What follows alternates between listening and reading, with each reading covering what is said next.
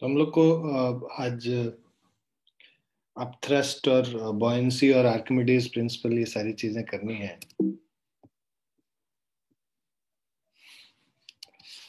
So buoyancy and Archimedes principle, buoyant force हम लोग को पता है और upthrust. So if a body is partially और wholly immersed in a fluid, it experiences an upward force due to the fluid surrounding it. This phenomena of force exerted by fluid on the body is called buoyancy and the force is called buoyant force or upthrust. तो होता ये है कि अगर किसी भी object को हम लोग इमर्स करना चाहें किसी लिक्विड में, तो लेट्स से हमारे पास एक लिक्विड है। इस लिक्विड के अंदर अगर हम एक ऑब्जेक्ट को इमर्स करते हैं, ठीक है, सो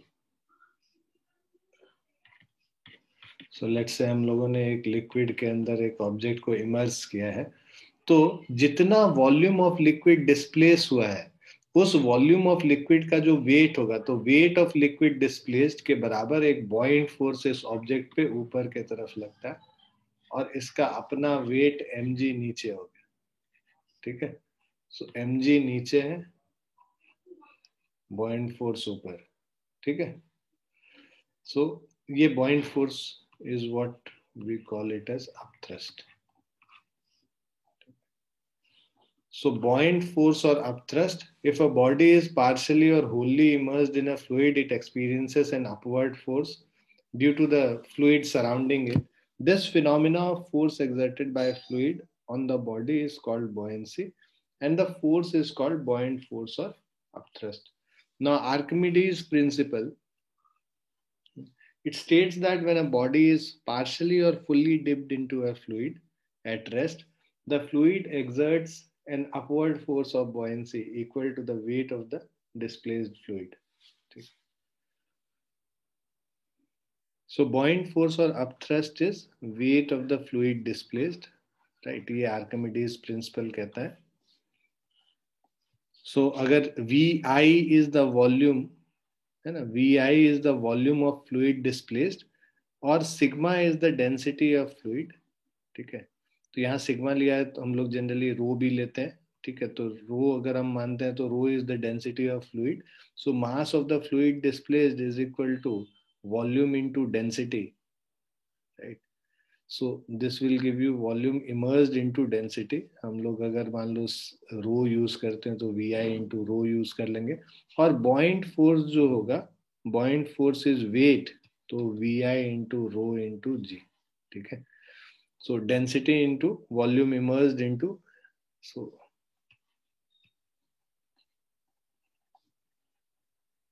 buoyant force is density of liquid, liquid fluid जो बोल लो, into volume of liquid displaced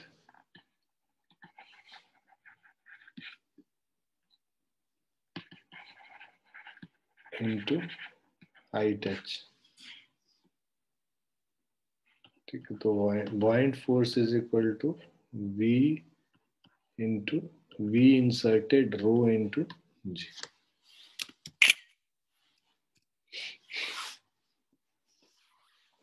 Now, derivation of upthrust. To determine the magnitude and direction of this force, consider a body immersed in a fluid.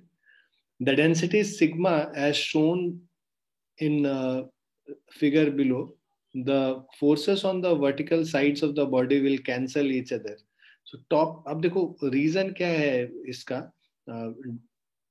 ऊपर से जो force लग रहा है, ऊपर से जो फोर्स लग रहा है F1, that will be equal to, मान लो यहाँ पे प्रेशर P1 है तो area of cross section into pressure P1 हो जाता है. प्रेशर P1 जो किसी पॉइंट पे प्रेशर क्या होगा, P0 प्लस रो जी एच. मान लो ऊपर वाला पोजीशन है उसका जो ऊपर से हाइट है वो H1 है और नीचे वाला जो सरफेस है उसका डेप्थ H2 है, तो इसका डेप्थ H1 है. तो यहाँ पे जो प्रेशर होगा that is P0 plus rho g H1 हो जाएगा. ठीक है, इस पॉइंट पे तो P0 plus rho g H1 into A हो गया. वाइल द लोअर सरफेस पे A इंटू P2 हमारा F2 है, which is P0 plus rho ji H2 और इंटू ए कर देंगे. तो ये हमें फोर्स F1 और F2 पता चल गया, ऊपर से जो फोर्स F1 लग रहा है और नीचे से जो फोर्स F2 लग रहा है, इन दोनों का जो डिफरेंस है, राइट, ये F1 F2 will be more than F1, so since H2 is greater than H1, so F2 will be greater than F1, so buoyant force is net upward force, that is F2 minus F1 is A sigma G into H2 minus H1, where H is the vertical height. यहाँ sigma use कर रहा है, हम लोग generally जो है density के लिए रो यूज करते हैं. सो F इज इक्वल टू ये जो H2 माइनस H1 है, वो अगर उसको हम लोग ये जो है वर्टिकल हाइट बॉडी का H है, तो A सिग्मा जी H हो गया A इंटू H. बेसिकली इन दोनों को मल्टीप्लाई कर दोगे तो वॉल्यूम निकल जाएगा ऑब्जेक्ट का. So volume of body is A into H. So volume of body immersed is equal to volume of liquid displaced. तो यहाँ पे ये वैल्यू डाल दिया तो V सिग्मा जी है ना इज द buoyant force जो हम लोग पीछे लिख रहे थे. This force is called upthrust or buoyancy and acts vertically upward opposite to the weight of the body.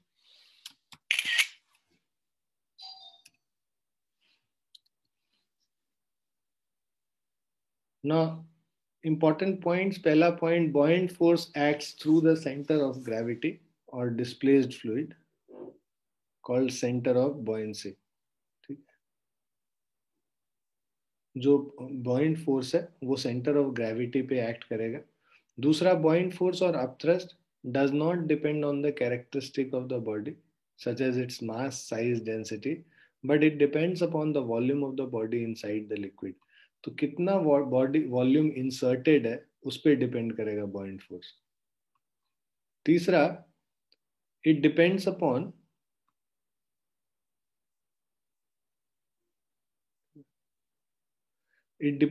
the nature of the fluid as it is proportional to the density of the fluid, right? So thrust is proportional to density of the fluid. This is the reason that upthrust on a fully submerged body is more in sea water than in pure water, क्योंकि density of sea water is greater than density of pure water. Fourth point, the buoyant force arises because the pressure in the fluid is not uniform.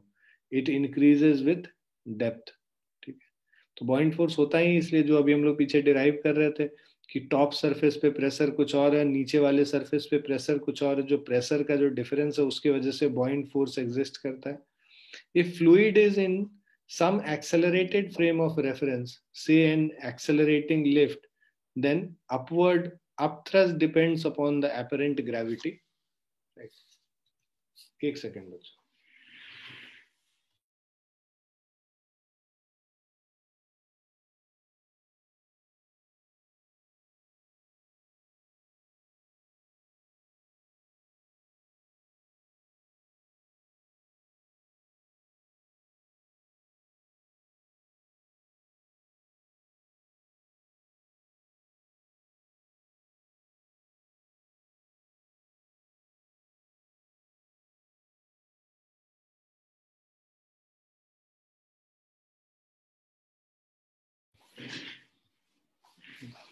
Sorry, Vijay.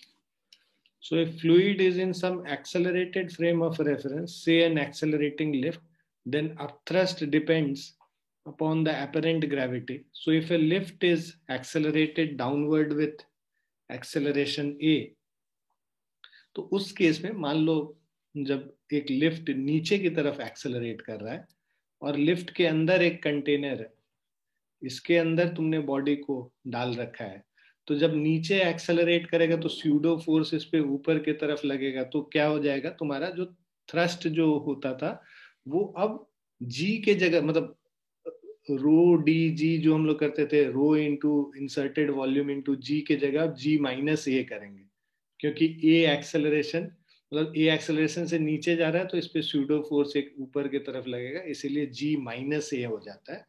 और if the lift is accelerated downward with acceleration A is equal to G हो जाएगा अगर, तो यहाँ पे thrust क्या हो जाएगा, जीरो हो जाएगा. और if a lift is accelerated upward with acceleration A, तब उस समय v इंसर्टेड इनटू रो, ठीक है, v inserted into rho L into g plus A, ये हो जाता है, ठीक है। अब apparent weight, so when body is immersed in fluid it appears to be less heavy. In other words, तो because उस पे अपथ्रस्ट लग रहा है ऊपर की तरफ वेट के ऑपोजिट डायरेक्शन में, तो वो लेस हैवी अपीयर होता है, it appears to be less heavy. In other words, when immersed in fluid, body apparently loses its weight. This apparent loss is due to upthrust of fluid. So apparent weight of body क्या होता है? Actual weight minus upthrust, right?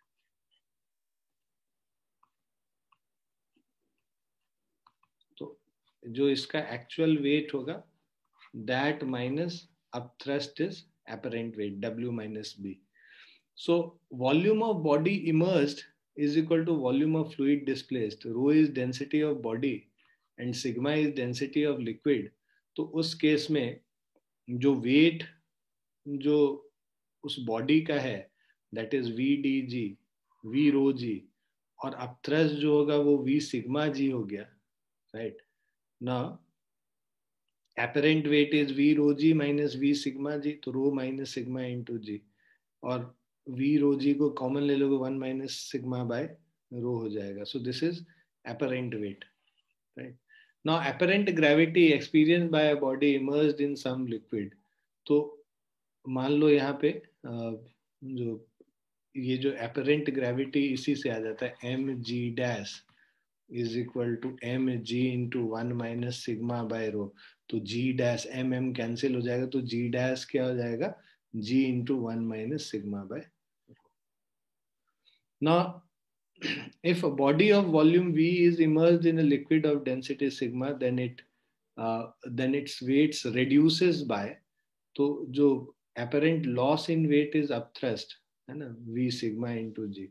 So w1 minus w2 by sigma g will give you volume v.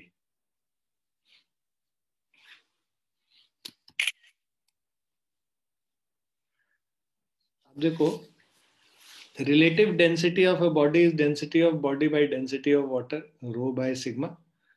अब हम लोग क्या करते हैं, ऊपर नीचे वी जी से मल्टीप्लाई कर देंगे, तो weight of body by weight of equal volume of water. So weight of body by upthrust of water, so or weight of body divided by loss of weight in water. So rho जो relative density is equal to w1 by w1 minus w2. Just a second. Hello.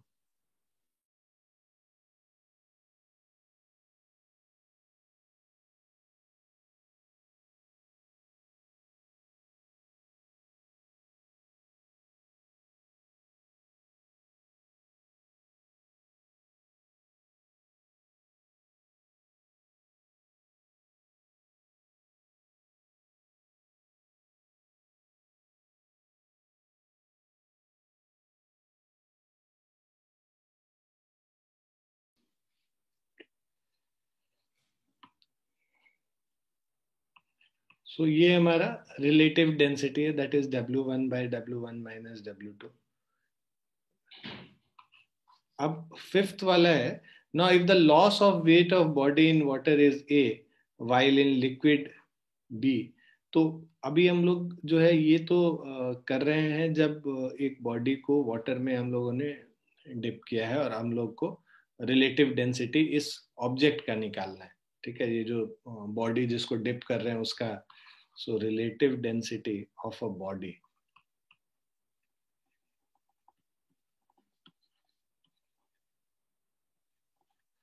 और अगर यही relative density of liquid निकालना है, ठीक है, so this is,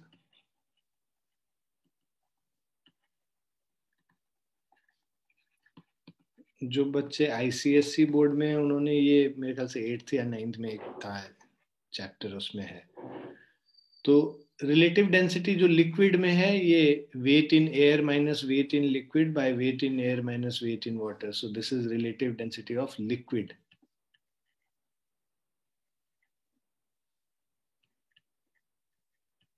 clear है? तो ये दो फॉर्मूला आपको याद रखना है, ठीक है? यहाँ पे लिख लीजिएगा रिलेटिव डेंसिटी ऑफ लिक्विड। तो एक्सपेरिमेंटली जब निकालते हैं तब ये फॉर्मूलेज हम लोग यूज करते हैं, है ना, कि हम लोग पहले वेट बॉडी का एयर में वेट मेजर कर लेते हैं और वाटर के अंदर वेट मेजर कर लेते हैं, तब हम रिलेटिव डेंसिटी इससे निकाल लेते हैं। उसी तरह वेट एयर में निकालते हैं, लिक्विड में निकालते हैं और वाटर में निकालते हैं, उससे बाद हम लोग ये वैल्यूज इसमें पुट करके फॉर्मूले में रिलेटिव डेंसिटी ऑफ लिक्विड निकालते हैं।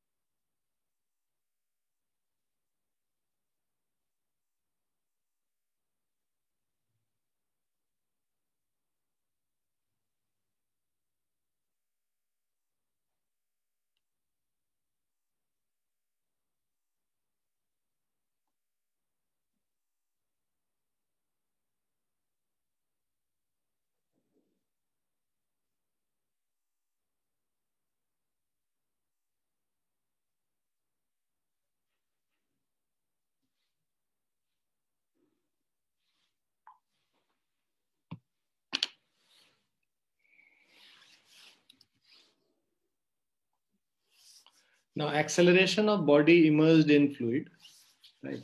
तो अगर हमारे पास कोई बॉडी है जो कि फ्लूइड के अंदर हम लोगों ने इमर्स कर रखा है, तो उसका वेट होगा नीचे की तरफ, एक अपथ्रस्ट होगा, और अगर वेट उसका अपथ्रस्ट से ज्यादा है तो ये नीचे एक्सेलरेट करेगा, right? So figure below shows free body diagram of a body of mass m, density of the solid v rho s, and volume v fully immersed in liquid of density rho l. Now following forces are acting on the body. एक weight नीचे की तरफ लगेगा which is equal to volume into density of solid into acceleration due to gravity. Volume into density of solid mass के बराबर होता है ना? वेट क्या होता है? Mass into acceleration due to gravity. Mass है volume into density of solid into acceleration due to gravity. दूसरा है अपथ्रस्ट, जो अपवर्ड डायरेक्शन में लग रहा है, ये अपथ्रस्ट डायरेक्शन में जो जो अपवर्ड डायरेक्शन में जो अपथ्रस्ट लगेगा that is volume into density of liquid. तो जितना वॉल्यूम उस सॉलिड का है उतना ही वॉल्यूम लिक्विड का डिस्प्लेस हो रहा है, तो upthrust U is equal to V rho L into G हो गया। Now A is the acceleration of the body, और अगर density of solid density of liquid से ज्यादा है तब ये क्या होगा? नीचे की तरफ जाएगा, है ना? तो तुम्हारा वेट जो है अपथ्रस्ट से ज्यादा होगा। So when W is greater then U, तो उस समय जो नेट फोर्स होगा that is mass into acceleration, नीचे एक्सेलरेट कर रहा है। Downward force is wait minus upthrust is equal to F net is equal to weight W minus U is equal to MA. तो weight W is V rho S into G minus V rho L into G is equal to V rho S into A, ठीक है?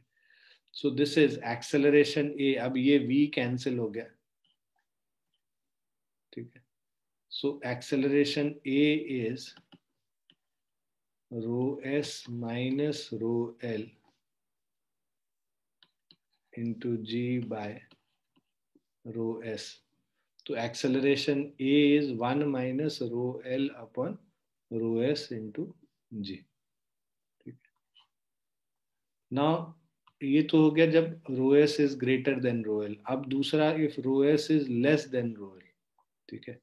सो V rho L G minus V rho S G, अगर density of solid is less than density of liquid, उस समय क्या होगा? ये body अगर नीचे छोड़ोगे तो ऊपर की तरफ एक्सेलरेट करेगा, तो वहां पे buoyant force will be greater than, तो यहाँ पे क्या हो जाएगा, buoyant force U minus W is equal to MA आएगा, राइट। तो V rho l g minus V rho s g is equal to V rho s into a. Body ऊपर के तरफ एक्सेलरेट करेगा, क्योंकि अपथ्रस्ट जो है उस समय वेट से ज्यादा होगा, U is greater then W। Clear है बच्चों? Yes sir.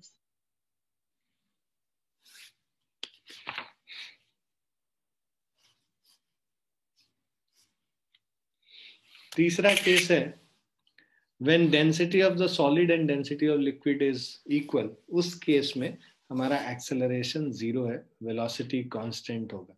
तो vs minus V rho L, vs v rho s into G minus V rho L into G is v rho s into A. ये दोनों equal है, तो जो acceleration होगा वो जीरो के बराबर होगा, since rho s is equal to rho l. Now comes flotation.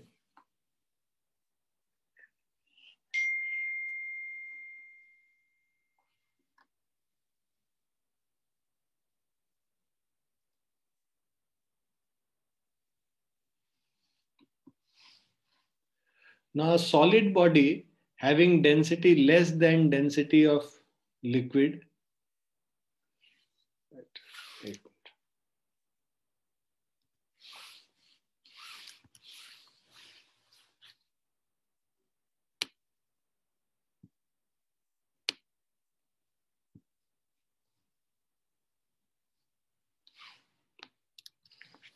So a solid body having density less than density of liquid eventually comes to the surface of the liquid and it floats on the surface of liquid. अगर density of solid is less than density of liquid, right? इस case में क्या होगा, body will float. It will not be completely immersed. Some part of it will be immersed and some part of it will be outside the liquid. तो partially immerse होगा. In this case, body is partially immersed in liquid and volume of liquid displaced is less than volume of the body. है ना, पूरा body नहीं immerse होगा, only part of it will be immersed. Let's say ये जो immersed part है ये इतना सा ही पार्ट होगा, ये जो ग्रे कलर का शेडेड पोर्शन है, ठीक है। So, in fact, volume of liquid displaced is same as that of the volume of body immersed in liquid. So, V is volume of the solid containing solid body floating. Total volume मान लो capital V है. VI is volume of body immersed and which is equal to volume of liquid displaced. Rho S is density of solid, rho L is density of liquid.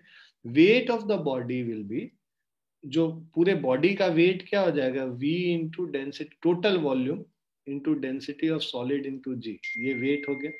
अब thrust जब हम लोग calculate करेंगे तो उतना ही volume consider करेंगे जो इंसर्टेड है। So volume inserted VI into density of liquid rho L into acceleration due to gravity. So this is inserted volume into rho L into G, right? Now, so ये हमारा upthrust है, inserted body, density of liquid into g, and जो weight है that is volume into density of solid into g. Now as body of so as body is in equilibrium, ठीक है, weight W is equal to U। तो जितना wait इस पे नीचे की तरफ लग रहा है that is equal to the upthrust which is in upward direction, right? So weight is equal to upthrust basically, ठीक है। So इस केस में V into rho S into G, right? So volume V into density into acceleration due to gravity is equal to volume inserted into density of liquid into acceleration due to gravity, ठीक है। So volume inserted volume by total volume अगर हम लोग को निकालना होगा तो density of solid by density of liquid होता है। तो ये बेसिकली हम लोग को fraction, so fraction of volume immersed, ठीक है, fraction of volume immersed will always be equal to relative density. भाई density of solid by density of liquid, अगर वाटर में हम लोग कर रहे हैं तो वो क्या हो जाएगा, रिलेटिव डेंसिटी ही हो जाएगा. So fraction of volume immersed in water will be equal to relative density. Clear है बच्चों?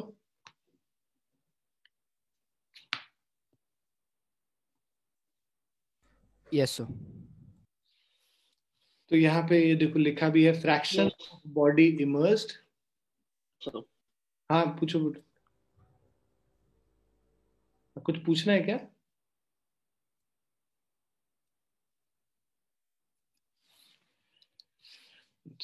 So fraction of body immersed is VI upon V. ठीक है, is fraction of volume immersed. Now for cylindrical or cuboidal body immersed, right? तो यहाँ पे अगर एक cylindrical body है ना, अब cylindrical body और cuboidal body, h height of the body है, total height of the body, और small h is height which is inserted, immersed.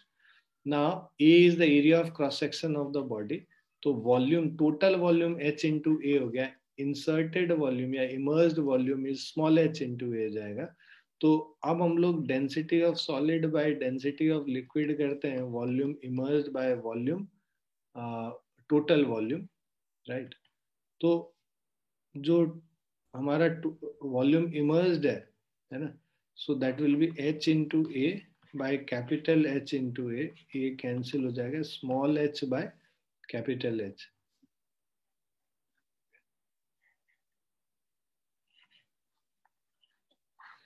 So third वाला is VO is equal to volume of body outside the liquid, right?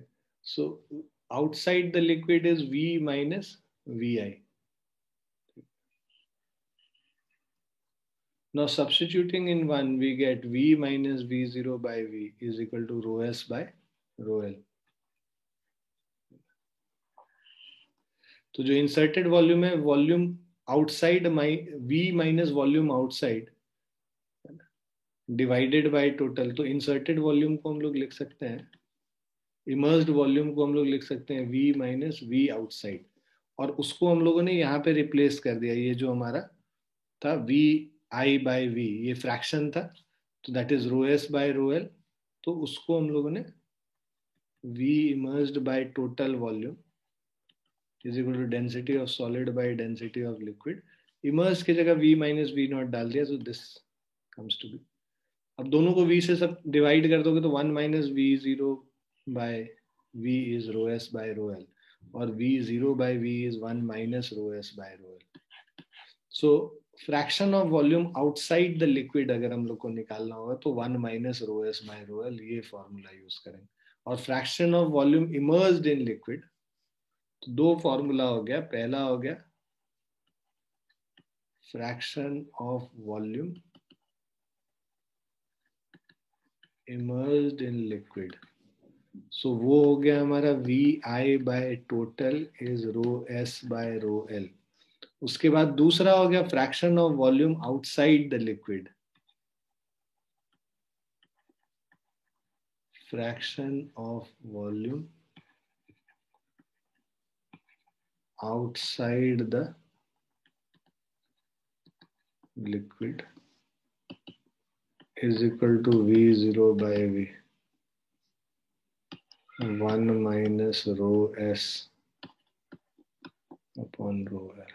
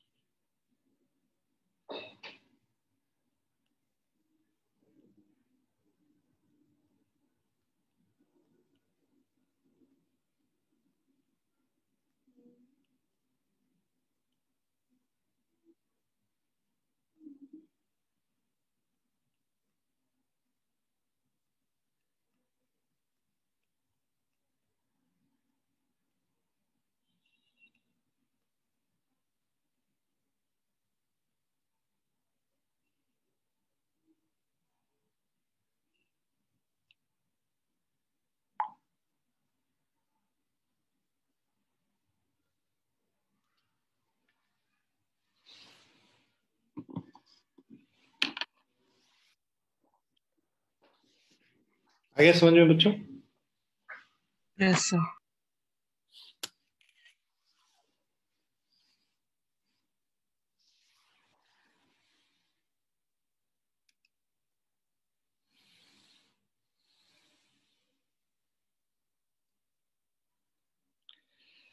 अभी examples हम लोग करेंगे, questions. पहला question है, a body of mass 2 kg of volume 0.001 metre cube, ठीक है, पर मीटर क्यूब गलत लिखा हुआ है, मीटर क्यूब होगा, ठीक है, is in a fluid of density 4/3 gram पर सेंटीमीटर क्यूब, ठीक है, the fluid is at rest, determine whether the body will float or sink in the fluid। तो पहले तो डेंसिटी इसका निकाल लेते हैं, density of body,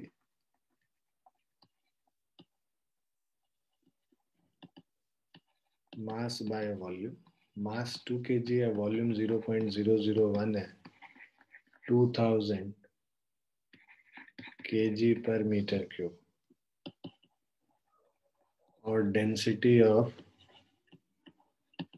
fluid is equal to 4/3 gram पर सेंटीमीटर क्यूब को 1000 से मल्टीप्लाई कर देंगे तो केजी पर मीटर क्यूब निकल जाएगा। सो 4000/3 केजी पर मीटर क्यूब, ठीक है। So because density of body is greater than density of fluid, it will, ठीक है, it will sink in it, right. So since density of body is greater than density of fluid, hence it will sink, ठीक है।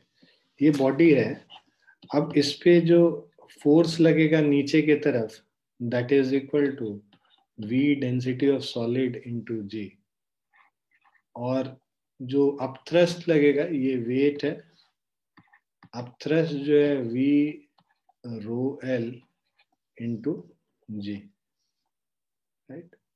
और because rho L से ज्यादा है, ठीक है, इट विल सिंक, नीचे एक्सेलरेट करेगा ए एक्सेलरेशन से।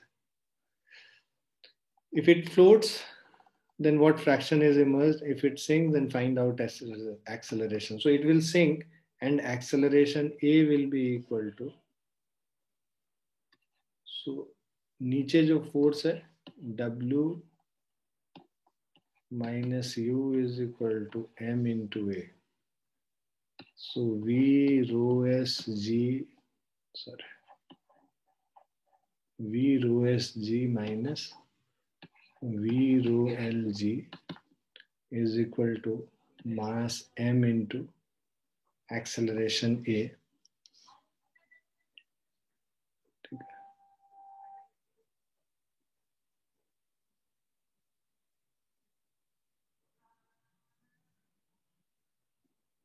सो this will be equal to, इसका वॉल्यूम दे रखा है 0.001 metre cube,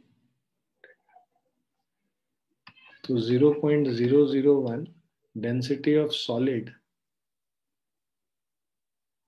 that is 2000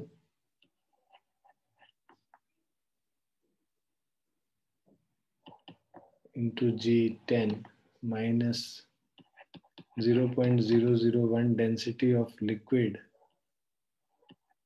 4000/3 into 10 is equal to 2a, ठीक है। तो 20 minus 40/3 is equal to 2a. 60 minus 40, 20/3 is equal to 2a. So this implies a is equal to 10 upon 3. 3.33 meter per second square. Is it clear?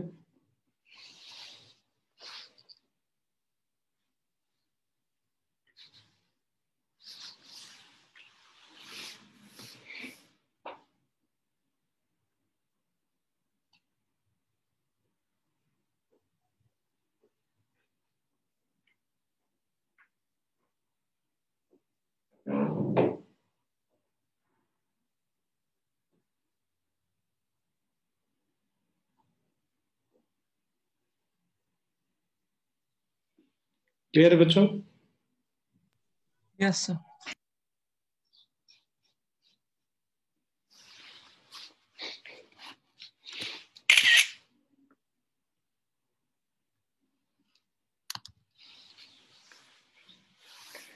Next question, an iceberg with a density 920 kg per meter cube floats on an ocean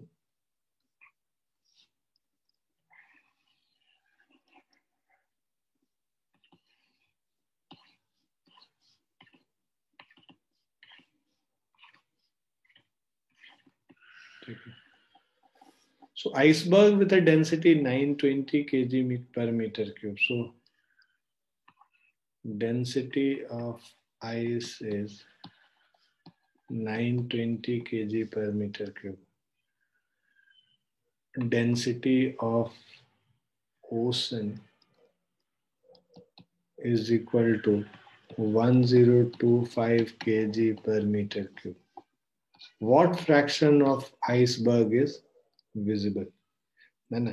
तो वैसे तो simply हम लोग formula भी use करके कर सकते थे, volume outside bye total volume, ऐसे करके जो अभी हम लोग फॉर्मूला डिराइव किए थे, वो निकलता कैसे है फिर से एक बार अगर सॉल्व करना है, आपको याद नहीं है फॉर्मूला, तो यहाँ पे देखो ये फ्लोट कर रहा है with certain volume outside, total volume इसका v है, वॉल्यूम आउटसाइड v0 हो गया और volume inside immersed is vi। इसका जो वेट होगा W नीचे की तरफ, अपथ्रस्ट ऊपर की तरफ जो बॉइंट फोर्स है, सो एट इक्विलिब्रियम हमारा जितना अपवर्ड फोर्स होगा upthrust that is equal to weight downward. Upthrust जो है हमारा बी से रिप्रेजेंट कर लो या यू से रिप्रेजेंट कर लो, कुछ भी कर सकते हो। सो अब यहाँ पे जो अपथ्रस्ट है that is volume immersed into density of liquid मतलब ocean into acceleration due to gravity is total volume of iceberg। तो V हो गया basically total volume, V into density of ice into acceleration due to gravity। ठीक है, volume immersed by total volume is equal to density of ice by density of ocean। निकालना what fraction of iceberg is visible, तो basically visible V0 है, V हम लोग को निकालना है V0 बेसिकली, तो V माइनस V0 जितना बाहर है टोटल से माइनस कर देंगे तो VI हो जाएगा, divided by V is rho ice by rho ocean. ठीक है, तो अब हम लोग को V0 का वैल्यू निकालना है, 1 minus V0 by V is equal to rho ice by rho ocean। So this will give you 1 minus rho ice by rho ocean V0 by V, or V0 is V into 1 minus rho ice by rho ocean।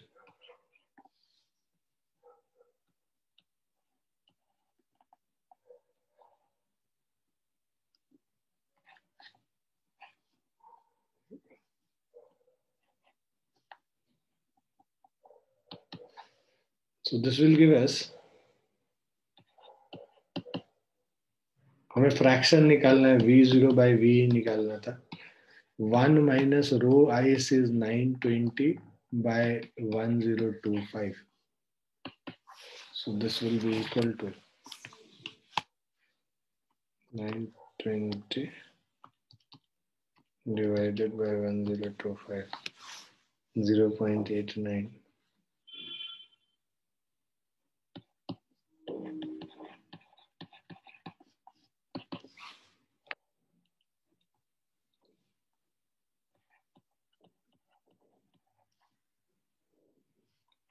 or percentage, in percentage it is 10.25%.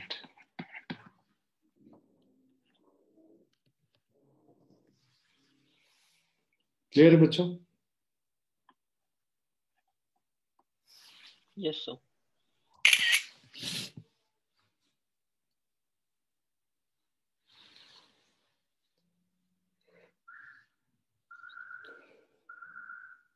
वैसे तो directly भी कर सकते थे कि fraction of volume emerged is density, relative density of the substance.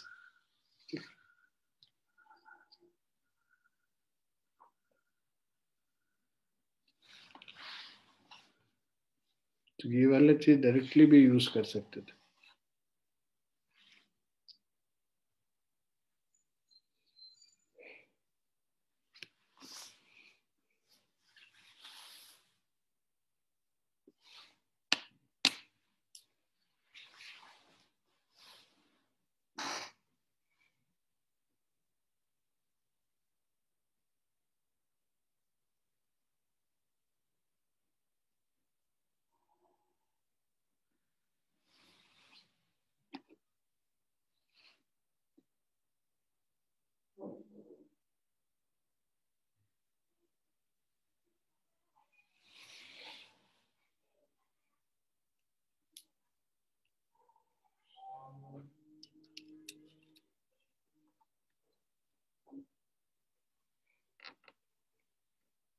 समझ में आ गया सबको? Yes sir.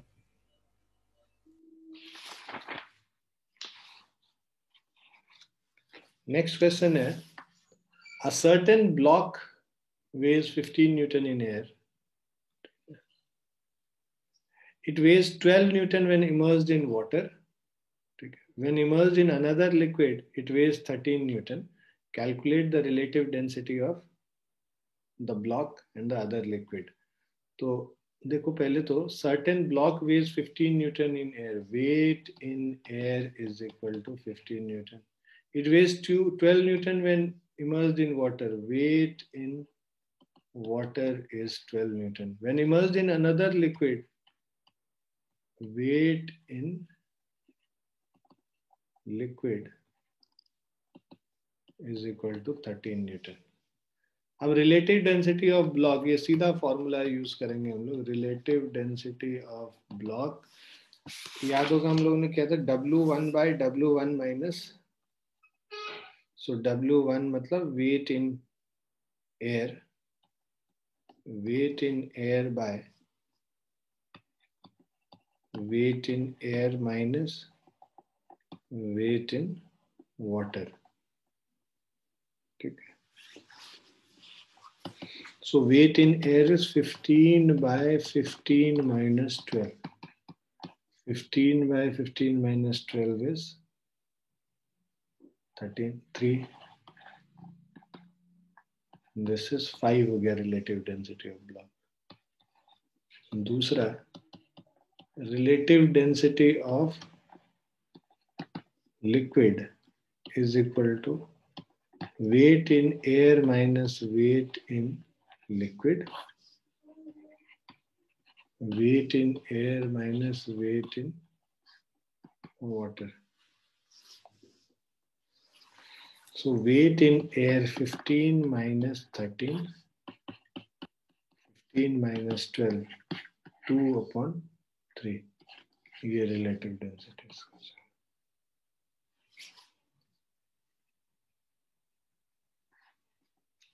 क्लियर है बच्चों?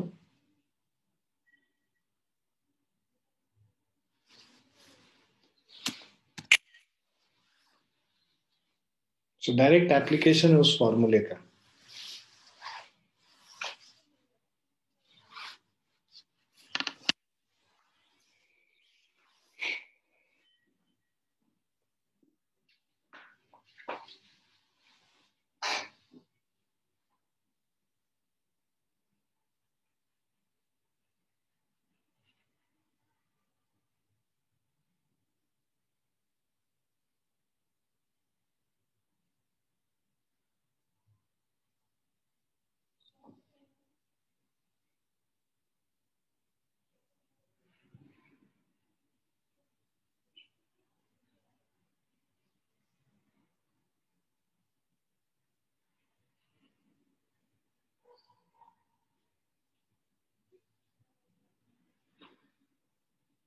हो गया बच्चों, लिख लिया? Yes, sir. Yes, sir. Yes, sir.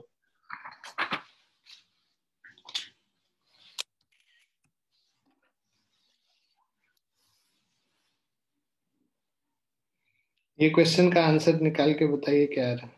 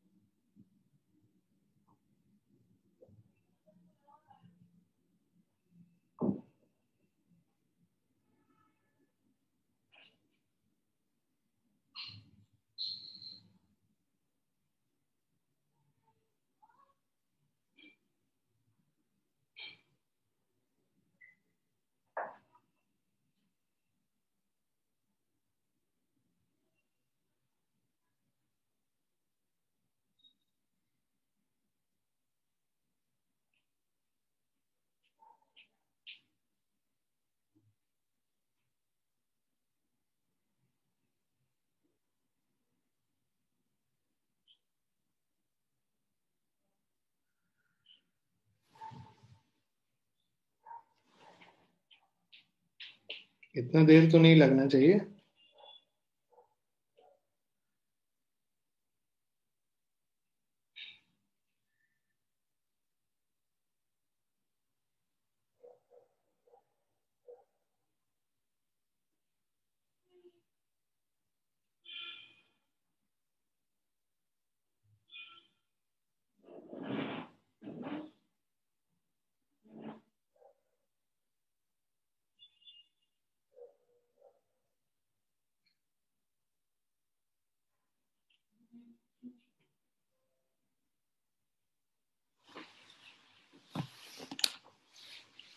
भाई क्वेश्चन कह रहा है silver block of mass 3.15 kg is connected to a string and is then immersed in a liquid.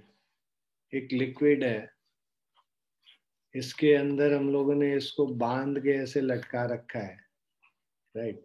Silver block का मास 3.15 kg। एक नीचे की तरफ फोर्स लगेगा mg, ऊपर की तरफ एक फोर्स लगेगा अपथ्रस्ट, और जो टेंशन T है, ठीक है, ये स्टेशनरी है, तो tension T plus upthrust is equal to weight mg, T is equal to mg minus b। mg का वैल्यू 3.15 इंटू लेट्स से 9.8 ले लेते हैं, 10 लिया हुआ, चलो 10 ले लेते हैं, minus of b, so this is equal to v,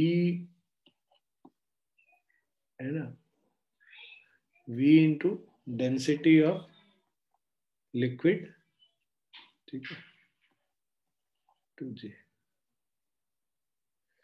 अब देखो डेंसिटी ऑफ सिल्वर पहले हम लोग निकालेंगे, अगर सिल्वर ब्लॉक का तो ये दे ही रखा है ना, वॉल्यूम सिल्वर ब्लॉक का निकालना होगा। So volume of silver block is equal to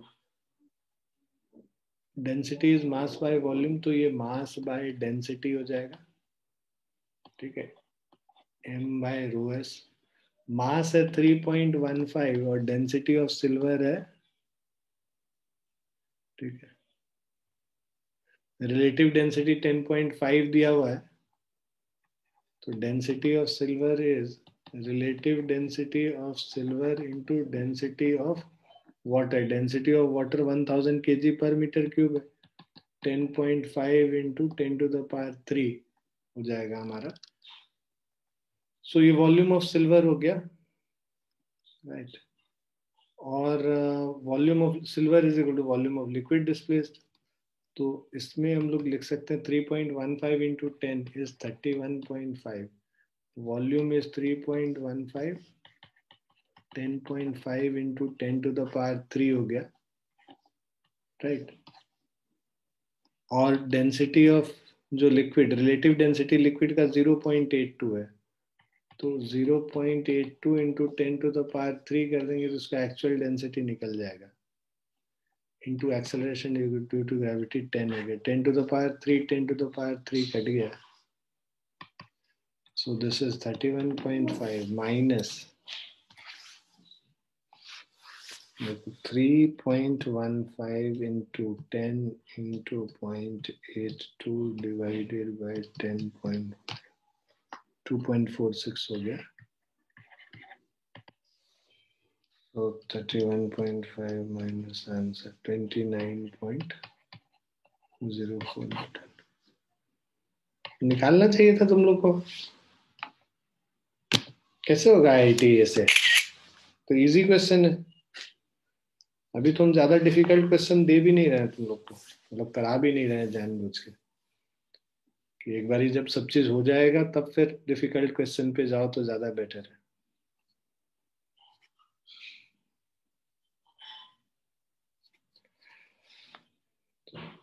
हो गया, लिख लिया?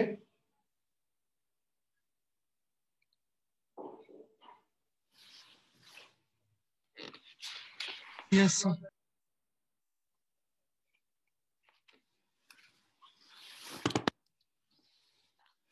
नेक्स्ट क्वेश्चन है, body weighs W1 in liquid of density D1 and W2 in liquid of density D2. What is the weight in a liquid of density D3? तो देखो,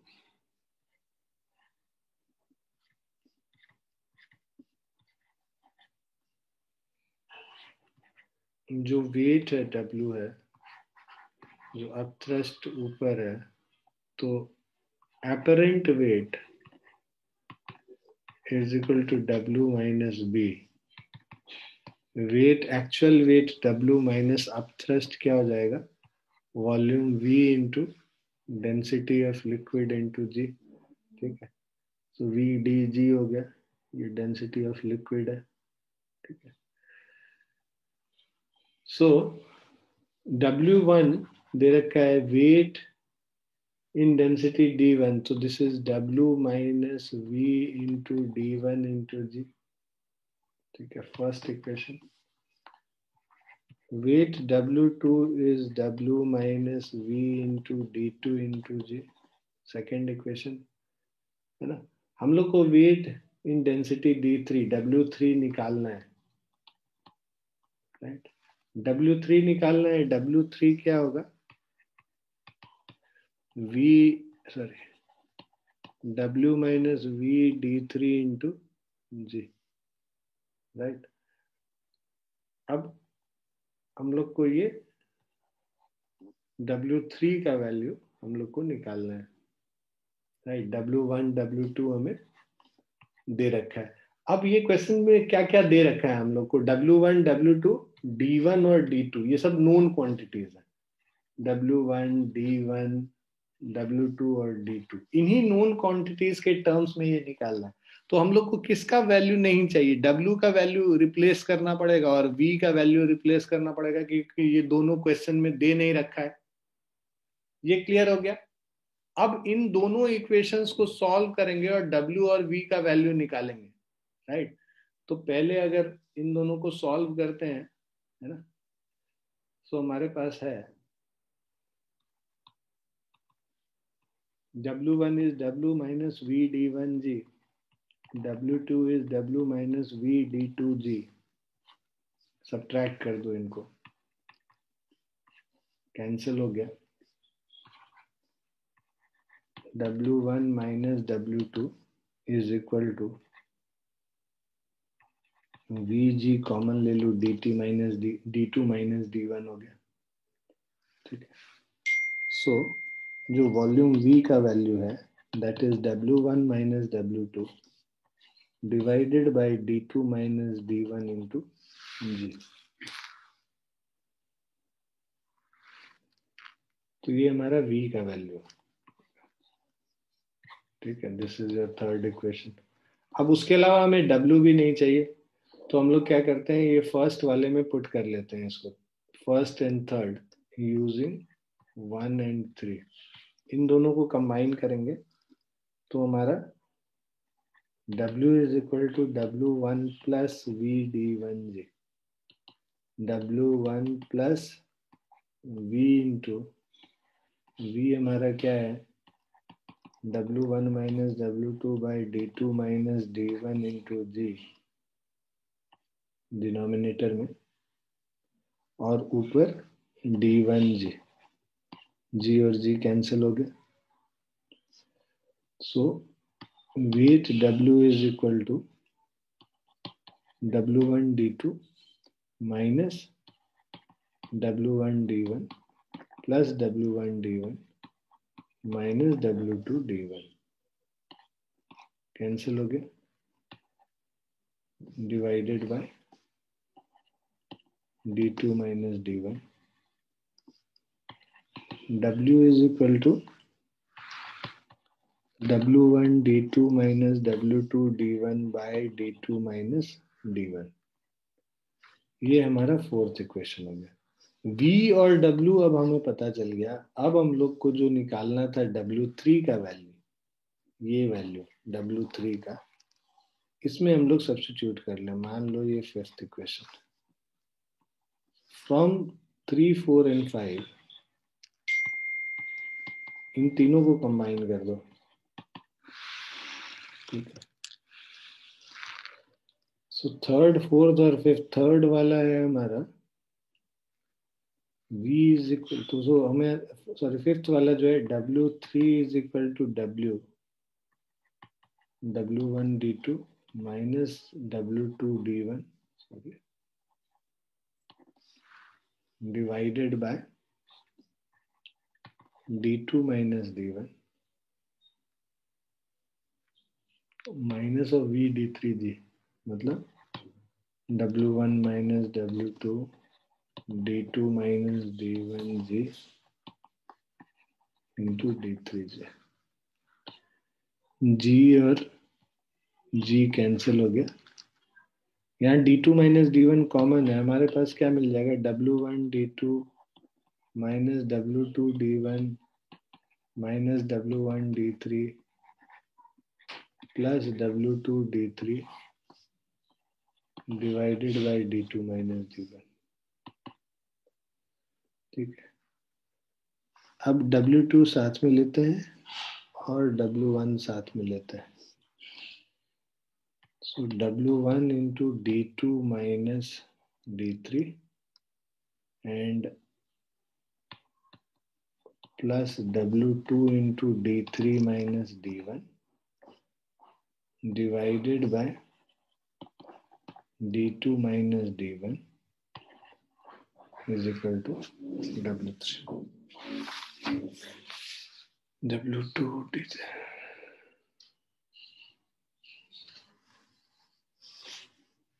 ठीक, there is the answer.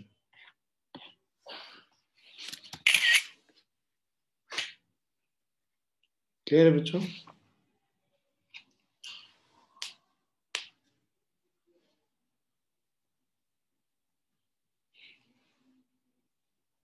Yes, sir.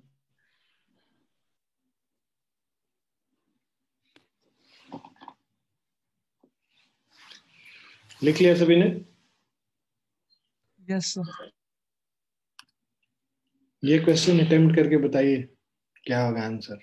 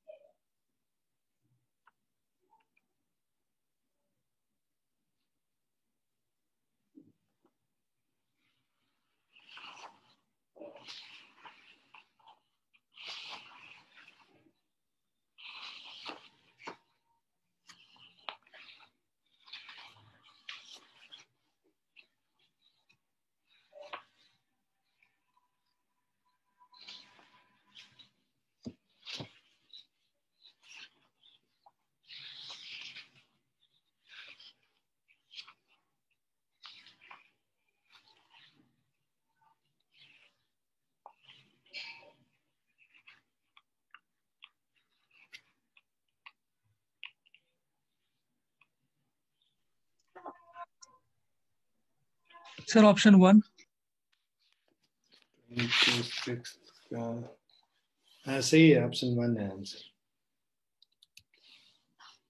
देखो क्या कह रहा है, cube of mass m, right, and density d is suspended from the point p। ये cube है, इसका मास m है, डेंसिटी d है इस क्यूब का। From the point p by a spring, right, of stiffness constant k, spring constant k है। The system is kept inside a beaker filled with liquid of density d। इसका density d है ना, इस वाले का density capital D है। ना the elongation in the spring, तो हम लोग को अच्छा ये एज्यूम करना है कि ब्लॉक का डेंसिटी इसकी डेंसिटी से ज्यादा है, तो पूरी तरह से ये इसके अंदर सबमर्ज हो जाएगा। नीचे फोर्स लगेगा एक mg, ऊपर एक अपथ्रस्ट लग रहा होगा, और एक स्प्रिंग फोर्स इस पे ऊपर की तरफ लगेगा kx। हम लोग को इलोंगेशन x निकालना है, तो mg is equal to upthrust u plus kx अगर हम लोग कर लें, mg मास तो दे ही रखा है, mg यूज कर लेते हैं। अपथ्रस्ट क्या हो जाएगा, volume of this solid, volume is equal to, जो वॉल्यूम होगा सॉलिड का, this is mass by density, m by density, ठीक है। So this is m by density, volume, density of liquid is small d, acceleration due to gravity, plus of kx, ठीक है। So this will be mg minus md upon capital D into g is equal to kx। तो x का value क्या हो जाएगा, m by k common ले लो, mg by k कर लो, 1 minus small d by capital D, option 1। Is it clear? Yes, sir. हाँ जी बेटा, ईशा आप कुछ बोल रहे थे? नहीं सर। अच्छा अच्छा, ठीक ठीक, समझ आ गया ना सबको? Yes sir. यस। ठीक है बच्चों, तो इसमें तो इतना ही है। अब हम लोग अगली क्लास में स्ट्रीमलाइन और टर्बुलेंट, तो तुम्हारे टेस्ट में यहीं तक क्वेश्चन आएगा, राइट। इसके आगे वाला पोर्शन जो हम लोग नेक्स्ट वीक में करेंगे, उससे मैं टेस्ट में नहीं पूछूंगा, टेस्ट में यहीं तक पूछूंगा, ठीक है बच्चों? Yes, sir. हम लोग को करना था बर्नौलीज वाला भी, लेकिन हम लोग नहीं कर पाए। बर्नौलीज वाला खत्म करने में 1 या 2 क्लास लगेगा, तो अच्छे से कर लेंगे। तुम लोग इसको पूरा अच्छे से रिवाइज करना, नोट्स वोट्स बनाते रहो, अपना क्वेश्चंस करो, जहां जहां से क्वेश्चंस मिलता है HC वर्मा खोल खोल के करो, जितना क्वेश्चन कर सकते हो। जो क्वेश्चंस हम लोगों ने अटेम्प्ट कर लिए हैं, जो जो कॉन्सेप्ट हम लोगों ने कर लिया है, वो कर सकते हो। ठीक है जी बालकों, Yes, sir. Yes sir. Stop here for the day, है ना। Bye and take care everyone. Thank you sir.